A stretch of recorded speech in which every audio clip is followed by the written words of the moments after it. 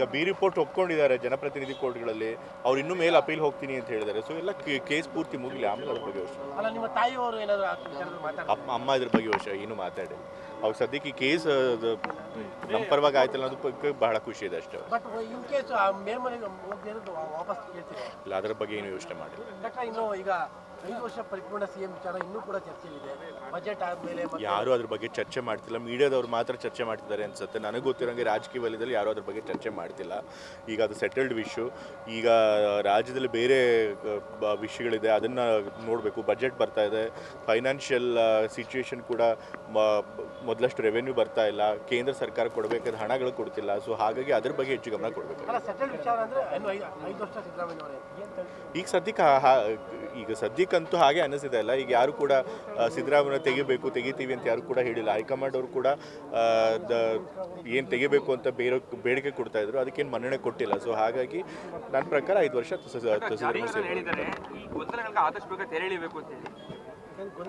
ನನ್ನ ಪ್ರಕಾರ ಏನೂ ಗೊಂದಲ ಇಲ್ಲ. ಏನು ಗೊಂದಲ ಇದೆ ಅಂತ ಸರ್ನೇ ಕೇಳಬೇಕು. ನನ್ನ ಪ್ರಕಾರ ಹೈಕಮಾಂಡ್ ಅವರು ಕ್ಲಿಯರ್ ಆಗಿ ಸಿಗ್ನಲ್ ಕೊಟ್ಟಿದ್ದಾರೆ. ಅವರು ಬಾಯ್ಬಿಟ್ಟು ಹೇಳದೇ ಇರ್ಬೋದು, ಬಟ್ ಅವ್ರಿಗೆ ಕ್ಲಿಯರ್ ಆಗಿ ಸಿಗ್ನಲ್ ಕೊಟ್ಟಿದ್ದಾರೆ. ನಾವು ಇವಾಗ ಸದ್ಯಕ್ಕೆ ಯಾವುದೇ ಅದು ಲೀಡರ್ಶಿಪ್ ಚೇಂಜ್ ಮಾಡಲ್ಲ ಅಂತ ಹೇಳಿ. ಸೊ ಹಾಗಾಗಿ 5 ವರ್ಷ ಸಿದ್ದರಾಮಯ್ಯ ಅವರು ಮುಖ್ಯಮಂತ್ರಿಗಳಾಗಿರ್ತಾರೆ ಅಂತ ನಾನು ನಂಬ್ತೀನಿ. ಈಗ ಮನರೇಗಾ ವಿಚಾರದಲ್ಲಿ ಇವತ್ತು ಬಿಜೆಪಿ ಒಂದು ಕೌಂಟರ್ ಆಗಿ ಒಂದು ಜಾಹೀರಾತನ್ನು ಕೊಟ್ಟಿದ್ದಾರೆ. ಕೌಂಟರ್ ಆಗಿ ಒಂದು ಜಾಹೀರಾತನ್ನು ಕೊಟ್ಟಿದ್ದಾರೆ. ಅಂದ್ರೆ ಗಾಂಧಿ ಫ್ಯಾಮಿಲಿನ ಗಾಂಧಿಯನ್ನ ಹೆಸರನ್ನೇ ನೀವು ಮಿಸ್ಯೂಸ್ ಮಾಡ್ಕೊಂಡ್ರಿ ಕಾಂಗ್ರೆಸ್ನವರು ಅನ್ನುವಂಥ ಅರ್ಥ. ಏನು ಮಿಸ್ಯೂಸ್ ಮಾಡ್ಕೊಂಡಿದ್ವಿ? ಮಹಾತ್ಮ ಗಾಂಧಿ ಅವರು ಹೆಸರಿಟ್ಟಿರೋದು ಯೋಜನೆಗೆ ತಪ್ಪ. ಅದು ಅಲ್ಲದೆ ಮಹಾತ್ಮ ಗಾಂಧಿ ಅವರು ಗ್ರಾಮ ಸ್ವರಾಜ್ಯ ಪರಿಕಲ್ಪನೆ ಇಟ್ಕೊಂಡಿದ್ರು. ಸೊ ಎಲ್ಲ ಗ್ರಾಮಗಳು ಸ್ವಾವಲಂಬಿ ಆಗಬೇಕು, ಎಲ್ಲರಿಗೂ ಕೂಡ ಗ್ರಾಮದಲ್ಲೇ ಕೆಲಸ ಸಿಗಬೇಕು ಅಂತ ಹೇಳಿ ಅವ್ರು ಪರಿಕಲ್ಪನೆ ಮಾಡ್ಕೊಂಡಿದ್ರು. ಸೊ ಹಾಗಾಗಿ ನರೇಗಾಗೆ ಅವ್ರ ಹೆಸರು ಹಿಡಿದಿದ್ದು ಬಹಳ ಆಪ್ಟ್ ಆಗಿತ್ತು, ಸೂಕ್ತವಾಗಿತ್ತು. ಸೊ ಹಾಗಾಗಿ ನಾವು ಇಟ್ಟಿದ್ದೀವಿ. ಅದ್ರೊಳಗೆ ತಪ್ಪಿದೆ. ಗಾಂಧೀಜಿ ಅನ್ನುವಂಥ ಹೆಸರು ಹೇಳ್ಕೊಂಡೆ ಲೂಟಿ ಮಾಡಿದಿರಿ ಅನ್ನುವಂಥ ಪದಗಳನ್ನ ಬಳಸಿದ್ದಾರೆ. ಸಿದ್ದಣ್ಣ ಅನ್ನುವಂಥ ಒಂದು ವ್ಯಂಗ್ಯವಾಗಿ ಬಳಸಿರುವಂಥ. ಅಲ್ಲ, ಬಿಜೆಪಿ ಅವ್ರು ಬರೀ ಟೀಕೆ ಮಾಡೋದೇ ಕೆಲಸ, ಅದು ಸುಳ್ಳು ಟೀಕೆಗಳು ಮಾಡೋದೇ ಕೆಲಸ. ಸೊ ಈಗಲೂ ಅದೇ ಕೆಲಸ ಮಾಡಿದ್ದಾರೆ. ಬಿಜೆಪಿ ಅವರು ಫಸ್ಟು ತಾವು ಆತ್ಮಾವಲೋಕನ ಮಾಡ್ಕೊಳ್ಬೇಕಾಗಿದೆ. ಮಹಾತ್ಮ ಗಾಂಧಿ ಅವ್ರ ಹೆಸರಿಟ್ಟಿದ್ದನ್ನು ಚೇಂಜ್ ಮಾಡಿರೋದಲ್ಲದೆ ಸಾವಿರಾರು ಜನ ಕೂಲಿ ಕಾರ್ಮಿಕರಿಗೆ ಅನ್ಯಾಯ ಆಗೋ ರೀತಿ ವಿಬಿಜಿ ರಾಮ್ಜಿ ಕಾರ್ಯಕ್ರಮ ತಂದಿದ್ದಾರೆ. ಸೊ ಇದನ್ನೆಲ್ಲ ಬಿಟ್ಬಿಟ್ಟು ಆ ಕೂಲಿ ಕಾರ್ಮಿಕರಿಗೆ ಏನು ಅನ್ಯಾಯ ಆಗುವಂಥ ಯೋಜನೆ ತಂದಿದ್ದಾರೆ, ಅದನ್ನು ಕೈ ಬಿಟ್ಟು ಕೂಲಿ ಕಾರ್ಮಿಕರಿಗೆ ಒಳ್ಳೆಯ ಮಾಡುವಂಥ ಕೆಲಸನ ಮಾಡಲಿ ಅವರು. ಜಾರ್ಜ್ ಅವರ ವಿಚಾರದಲ್ಲಿ ತಮ್ಮ ಹೆಸರು ಕೇಳಿ ಬರ್ತಾ ಇತ್ತು. ಜಾರ್ಜ್ ಅವರು ರಾಜೀನಾಮೆ, ಅದಕ್ಕೆ ಈಗಾಗಲೇ ಜಾರ್ಜ್ ಅವರು ಸ್ಪಷ್ಟನೆ ಕೊಟ್ಟಿದ್ದಾರೆ. ಇದ್ರೊಳಗಿಂದ ನನಗೂ ಇದಕ್ಕೂ ಸಂಬಂಧನೇ ಇಲ್ಲ. ಆ್ಯಕ್ಚುಲಿ ಜಾರ್ಜ್ ಅವರು ಏನೋ ಬೇಸರ ಮಾಡ್ಕೊಂಡಿದ್ದಾರೆ ಅಥವಾ ಏನೋ ರೆಸಿಗ್ನೇಷನ್ ಲೆಟರ್ ಕೊಡಕ್ಕೆ ಹೋಗಿದ್ದಾರೆ, ಅದೆಲ್ಲ ನನಗೇನು ಗೊತ್ತೇ ಇಲ್ಲ.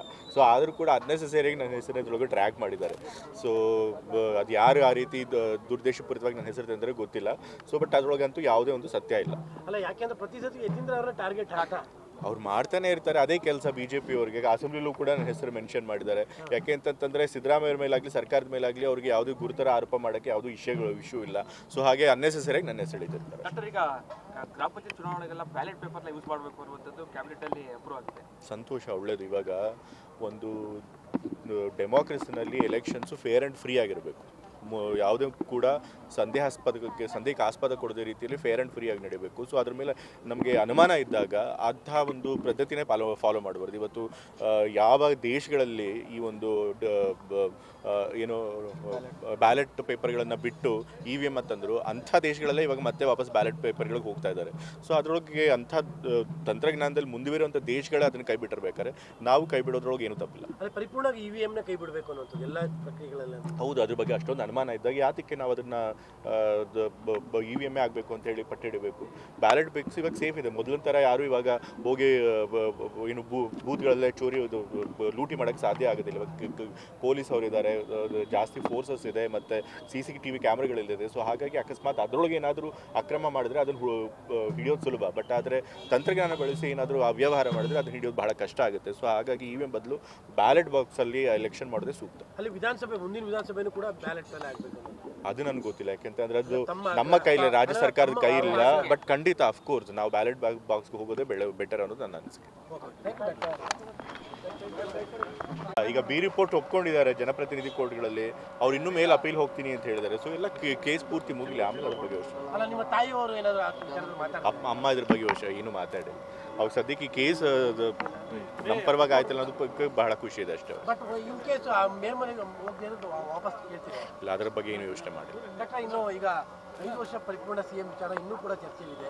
ಬಜೆಟ್ ಆದಮೇಲೆ ಯಾರು ಅದ್ರ ಬಗ್ಗೆ ಚರ್ಚೆ ಮಾಡ್ತಿಲ್ಲ. ಮೀಡಿಯಾದವ್ರು ಮಾತ್ರ ಚರ್ಚೆ ಮಾಡ್ತಿದ್ದಾರೆ ಅನ್ಸುತ್ತೆ. ನನಗೆ ಗೊತ್ತಿರೋಂಗೆ ರಾಜಕೀಯ ವಲಯದಲ್ಲಿ ಯಾರು ಅದ್ರ ಬಗ್ಗೆ ಚರ್ಚೆ ಮಾಡ್ತಿಲ್ಲ. ಈಗ ಅದು ಸೆಟಲ್ಡ್ ವಿಷಯ.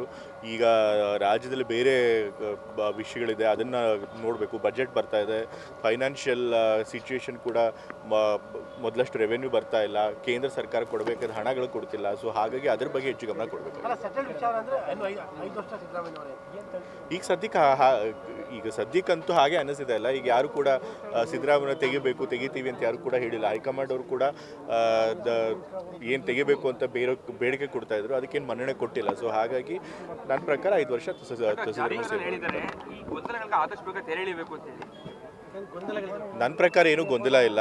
ಏನು ಗೊಂದಲ ಇದೆ ಅಂತ ಸರ್ನೇ ಕೇಳಬೇಕು. ಅಲ್ಲ, ಅಲ್ಲಿಗೆ 5 ವರ್ಷ ಅನ್ನುವಂಥದ್ರ ಬಗ್ಗೆ ಅನುಮಾನಗಳು. ನನ್ನ ಪ್ರಕಾರ ಹೈಕಮಾಂಡ್ ಅವರು ಕ್ಲಿಯರ್ ಆಗಿ ಸಿಗ್ನಲ್ ಕೊಟ್ಟಿದ್ದಾರೆ. ಅವರು ಬಾಯ್ಬಿಟ್ಟು ಹೇಳದೇ ಇರ್ಬೋದು, ಬಟ್ ಅವ್ರಿಗೆ ಕ್ಲಿಯರ್ ಆಗಿ ಸಿಗ್ನಲ್ ಕೊಟ್ಟಿದ್ದಾರೆ. ನಾವು ಇವಾಗ ಸದ್ಯಕ್ಕೆ ಯಾವುದೇ ಅದು ಲೀಡರ್ಶಿಪ್ ಚೇಂಜ್ ಮಾಡಲ್ಲ ಅಂತ ಹೇಳಿ. ಸೊ ಹಾಗಾಗಿ 5 ವರ್ಷ ಸಿದ್ದರಾಮಯ್ಯ ಅವರು ಮುಖ್ಯಮಂತ್ರಿಗಳಾಗಿರ್ತಾರೆ ಅಂತ ನಾನು ನಂಬ್ತೀನಿ. ಈಗ ಮನರೇಗಾ ವಿಚಾರದಲ್ಲಿ ಇವತ್ತು ಬಿಜೆಪಿ ಒಂದು ಕೌಂಟರ್ ಆಗಿ ಒಂದು ಜಾಹೀರಾತನ್ನು ಕೊಟ್ಟಿದ್ದಾರೆ. ಕೌಂಟರ್ ಆಗಿ ಒಂದು ಜಾಹೀರಾತನ್ನು ಕೊಟ್ಟಿದ್ದಾರೆ. ಅಂದ್ರೆ ಗಾಂಧಿ ಫ್ಯಾಮಿಲಿನ, ಗಾಂಧಿಯನ್ನ ಹೆಸರನ್ನೇ ನೀವು ಮಿಸ್ಯೂಸ್ ಮಾಡ್ಕೊಂಡ್ರಿ ಕಾಂಗ್ರೆಸ್ನವರು ಅನ್ನುವಂಥ ಅರ್ಥ. ಏನು ಮಿಸ್ಯೂಸ್ ಮಾಡ್ಕೊಂಡಿದ್ವಿ? ಮಹಾತ್ಮ ಗಾಂಧಿ ಅವರು ಹೆಸರಿಟ್ಟಿರೋದು ಯೋಜನೆಗೆ ತಪ್ಪ. ಅದು ಅಲ್ಲದೆ ಮಹಾತ್ಮ ಗಾಂಧಿಯವರು ಗ್ರಾಮ ಸ್ವರಾಜ್ಯ ಪರಿಕಲ್ಪನೆ ಇಟ್ಕೊಂಡಿದ್ರು. ಸೊ ಎಲ್ಲ ಗ್ರಾಮಗಳು ಸ್ವಾವಲಂಬಿ ಆಗಬೇಕು, ಎಲ್ಲರಿಗೂ ಕೂಡ ಗ್ರಾಮದಲ್ಲೇ ಕೆಲಸ ಸಿಗಬೇಕು ಅಂತ ಹೇಳಿ ಅವ್ರು ಪರಿಕಲ್ಪನೆ ಮಾಡ್ಕೊಂಡಿದ್ರು. ಸೊ ಹಾಗಾಗಿ ನರೇಗಾಗೆ ಅವ್ರ ಹೆಸರು ಹಿಡಿದಿದ್ದು ಬಹಳ ಆಪ್ಟ್ ಆಗಿತ್ತು, ಸೂಕ್ತವಾಗಿತ್ತು. ಸೊ ಹಾಗಾಗಿ ನಾವು ಇಟ್ಟಿದ್ದೀವಿ. ಅದ್ರೊಳಗೆ ತಪ್ಪಿದೆ. ಗಾಂಧೀಜಿ ಅನ್ನುವಂಥ ಹೆಸರು ಹೇಳ್ಕೊಂಡೆ ಲೂಟಿ ಮಾಡಿದಿರಿ ಅನ್ನುವಂಥ ಪದಗಳನ್ನ ಬಳಸಿದ್ದಾರೆ. ಸಿದ್ದಣ್ಣ ಅನ್ನುವಂಥ ಒಂದು ವ್ಯಂಗ್ಯವಾಗಿ ಬಳಸಿರುವಂಥ. ಅಲ್ಲ, BJP ಅವ್ರು ಬರೀ ಟೀಕೆ ಮಾಡೋದೇ ಕೆಲಸ, ಅದು ಸುಳ್ಳು ಟೀಕೆಗಳು ಮಾಡೋದೇ ಕೆಲಸ. ಸೊ ಈಗಲೂ ಅದೇ ಕೆಲಸ ಮಾಡಿದ್ದಾರೆ. BJP ಅವರು ಫಸ್ಟು ತಾವು ಆತ್ಮಾವಲೋಕನ ಮಾಡ್ಕೊಳ್ಬೇಕಾಗಿದೆ. ಮಹಾತ್ಮ ಗಾಂಧಿ ಅವ್ರ ಹೆಸರಿಟ್ಟಿದ್ದನ್ನು ಚೇಂಜ್ ಮಾಡಿರೋದಲ್ಲದೆ ಸಾವಿರಾರು ಜನ ಕೂಲಿ ಕಾರ್ಮಿಕರಿಗೆ ಅನ್ಯಾಯ ಆಗೋ ರೀತಿ VBG ರಾಮ್ಜಿ ಕಾರ್ಯಕ್ರಮ ತಂದಿದ್ದಾರೆ. ಸೊ ಇದನ್ನೆಲ್ಲ ಬಿಟ್ಬಿಟ್ಟು ಆ ಕೂಲಿ ಕಾರ್ಮಿಕರಿಗೆ ಏನು ಅನ್ಯಾಯ ಆಗುವಂಥ ಯೋಜನೆ ತಂದಿದ್ದಾರೆ ಅದನ್ನು ಕೈ ಬಿಟ್ಟು ಕೂಲಿ ಕಾರ್ಮಿಕರಿಗೆ ಒಳ್ಳೆಯ ಮಾಡುವಂಥ ಕೆಲಸನ ಮಾಡಲಿ ಅವರು. ಜಾರ್ಜ್ ಅವರ ವಿಚಾರದಲ್ಲಿ ತಮ್ಮ ಹೆಸರು ಕೇಳಿ ಬರ್ತಾ ಇತ್ತು. ಜಾರ್ಜ್ ಅವರು ರಾಜೀನಾಮೆ, ಅದಕ್ಕೆ ಈಗಾಗಲೇ ಜಾರ್ಜ್ ಅವರು ಸ್ಪಷ್ಟನೆ ಕೊಟ್ಟಿದ್ದಾರೆ. ಇದ್ರೊಳಗಿಂದ ನನಗೂ ಇದಕ್ಕೂ ಸಂಬಂಧನೇ ಇಲ್ಲ. ಆ್ಯಕ್ಚುಲಿ ಜಾರ್ಜ್ ಅವರು ಏನೋ ಬೇಸರ ಮಾಡ್ಕೊಂಡಿದ್ದಾರಾ ಅಥವಾ ಏನೋ ರೆಸಿಗ್ನೇಷನ್ ಲೆಟರ್ ಕೊಡೋಕೆ ಹೋಗಿದ್ದಾರೆ, ಅದೆಲ್ಲ ನನಗೇನು ಗೊತ್ತೇ ಇಲ್ಲ. ಸೊ ಆದರೂ ಕೂಡ ಅನ್ನೆಸೆಸರಿಯಾಗಿ ನನ್ನ ಹೆಸರನ್ನ ಇದ್ರೊಳಗೆ ಟ್ರ್ಯಾಕ್ ಮಾಡಿದ್ದಾರೆ. ಸೊ ಅದು ಯಾರು ಆ ರೀತಿ ದುರ್ದೇಶಪೂರಿತವಾಗಿ ನನ್ನ ಹೆಸರು ತಂದರೆ ಗೊತ್ತಿಲ್ಲ. ಸೊ ಬಟ್ ಅದರೊಳಗಂತೂ ಯಾವುದೇ ಒಂದು ಸತ್ಯ ಇಲ್ಲ. ಅಲ್ಲ, ಯಾಕೆಂದ್ರೆ ಪ್ರತಿ ಸತಿ ಯತೀಂದ್ರ ಅವರ ಟಾರ್ಗೆಟ್ ಹಾಕ ಅವ್ರು ಮಾಡ್ತಾನೆ ಇರ್ತಾರೆ. ಅದೇ ಕೆಲಸ BJP ಅವ್ರಿಗೆ. ಅಸೆಂಬ್ಲಿಲೂ ಕೂಡ ನನ್ನ ಹೆಸರು ಮೆನ್ಷನ್ ಮಾಡಿದ್ದಾರೆ. ಯಾಕೆ ಅಂತಂತಂದರೆ ಸಿದ್ದರಾಮಯ್ಯ ಮೇಲಾಗಲಿ ಸರ್ಕಾರದ ಮೇಲಾಗಲಿ ಅವ್ರಿಗೆ ಯಾವುದೇ ಗುರುತರ ಆರೋಪ ಮಾಡೋಕ್ಕೆ ಯಾವುದೂ ಇಶ್ಯೂ ಇಲ್ಲ. ಸೊ ಹಾಗೆ ಅನ್ನೆಸೆಸರಿಯಾಗಿ ನನ್ನ ಹೆಸರು ಹಿಡಿದಿರ್ತಾರೆ. ಡಾಕ್ಟರ್, ಈಗ ಗ್ರಾಮ ಪಂಚಾಯತ್ ಚುನಾವಣೆಗೆಲ್ಲ ಬ್ಯಾಲೆಟ್ ಪೇಪರ್ನ ಯೂಸ್ ಮಾಡಬೇಕು ಅನ್ನುವಂಥದ್ದು ಕ್ಯಾಬಿನೆಟಲ್ಲಿ ಅಪ್ರೂವ್ ಆಗಿದೆ.